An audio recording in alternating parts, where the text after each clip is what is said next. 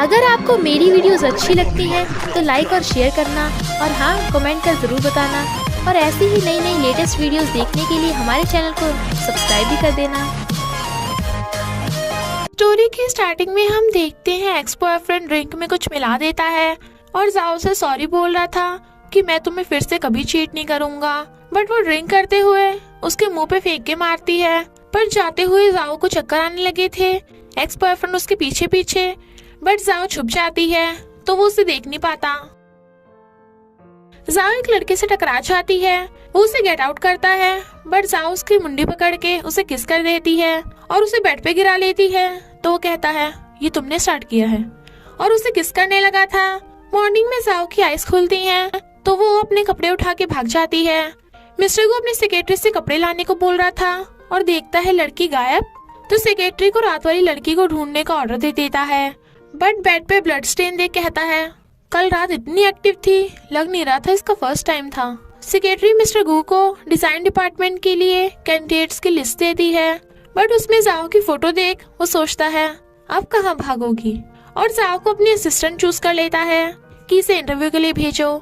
जाओ को सिलेक्शन के लिए फोन आता है तो वो बड़ी खुश होती है और कंपनी आती है। एलिवेटर में मिस्टर गू से पूछती है क्या तुम भी यहाँ काम करते हो, मेरी भी यहाँ जॉब लगने वाली है।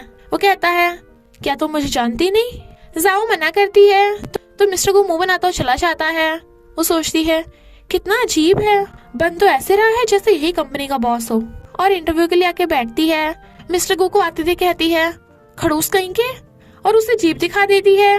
जब सेक्रेटरी मिस्टर गू को बॉस कहती है तो जाओ वाज लाइक व्हाट, तुम बॉस हो। सेक्रेटरी कहती है ये नई लड़की कितनी स्टूपिड है।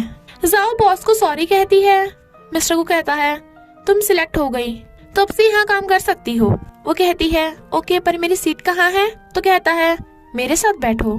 जाओ कहती है क्यों, मैंने तो डिजाइनिंग के लिए अप्लाई किया था, बॉडीगार्ड के लिए नहीं। वो कहता है मुझे डिजाइनर की कमी नहीं है, ना ही बॉडीगार्ड की, तुम तो मेरी पर्सनल असिस्टेंट हो। वो हैरान तो कहता है या तो इधर आओ या रूम से गेट आउट हो जाओ। जाओ को गुस्सा आ रहा था तो स्माइल करता है और उससे कॉफी मंगवाता है। वो कॉफी लेके आती है तो कहता है बहुत ठंडी है।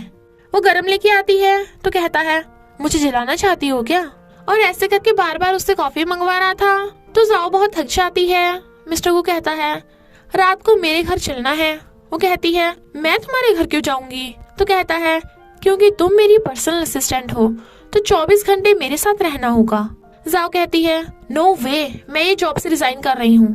तो कहता है तुमने जॉब का जो कॉन्ट्रैक्ट साइन किया था वो 3 साल का है, तो अगर 3 साल से पहले बिना किसी रीजन के तुम जॉब छोड़ोगी तो 10 मिलियन कंपनसेशन देना पड़ेगा। जाओ को गुस्सा आ रहा था पर वो कुछ कर भी नहीं सकती थी, और उसके पीछे पीछे मिस्टर गू के घर आती है तो गलती से उससे टकरा जाती है।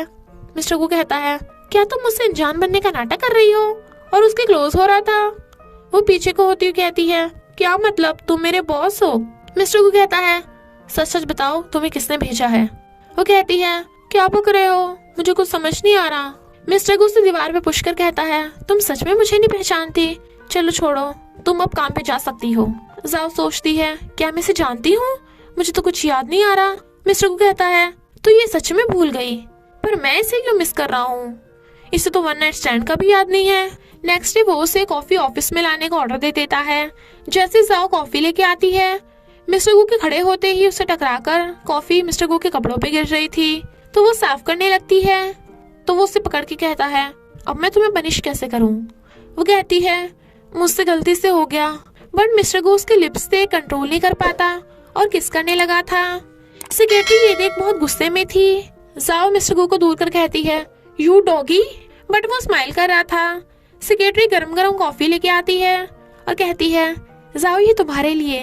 वो थैंक यू करके लेने लगी थी, बट सेक्रेटरी जानबूझ के कप छोड़ देती है और गरम गरम कॉफी जाओ पे गिर जाती है। वो सॉरी बोलती है। जाओ कहती है कोई बात नहीं, और वॉशरूम में जाकर देखती है उसका शोल्डर चल गया तो उसे दर्द हो रहा था। मिस्टर को वहीं से जा रहा था तो पूछता है तुम्हें क्या हुआ। वो कहती है कुछ नहीं, बस थोड़ा सा जल गया। तो वो चला जाता है, बट फिर ऑफिस में सेक्रेटरी से मेडिसिन मंगवाता है। जाओ जले हुए पे ठंडा पानी डाल रही थी। मिस्टर को उसे फोन कर ऑफिस में बुलाता है और कहता है अपने कपड़े उतारो। जाओ हैरान, बट वो उसका टी शर्ट हटाकर जला हुआ देखता है। वो कहती है मैं खुद कर लूंगी। बट मिस्टर गू से शट अप करके जाओ की चोट पे मेडिसिन लगाने लगता है। जाओ को दर्द हो रहा था तो प्यार से फूंक मारता है। जाओ उसे देखने लगती है, बट सेक्रेटरी ये देख के छिड़के चली जाती है। जाओ सोचती है मिस्टर गू मेरे साथ तो अच्छा बिहेव क्यों कर रहा है, क्या वो मुझे लाइक करता है। जब वो मिस्टर गू के घर से आती है तो वो पूछता है तुम्हें खाना बनाना आता है, तो कहती है हाँ थोड़ा बहुत। वो खाना बना रही थी। मिस्टर गू सोचता है ये फीलिंग कितनी अच्छी है। जैसे जाओ खाना खाने लगती है उसे उल्टी जैसा फील होता है तो उल्टी करने भागती है।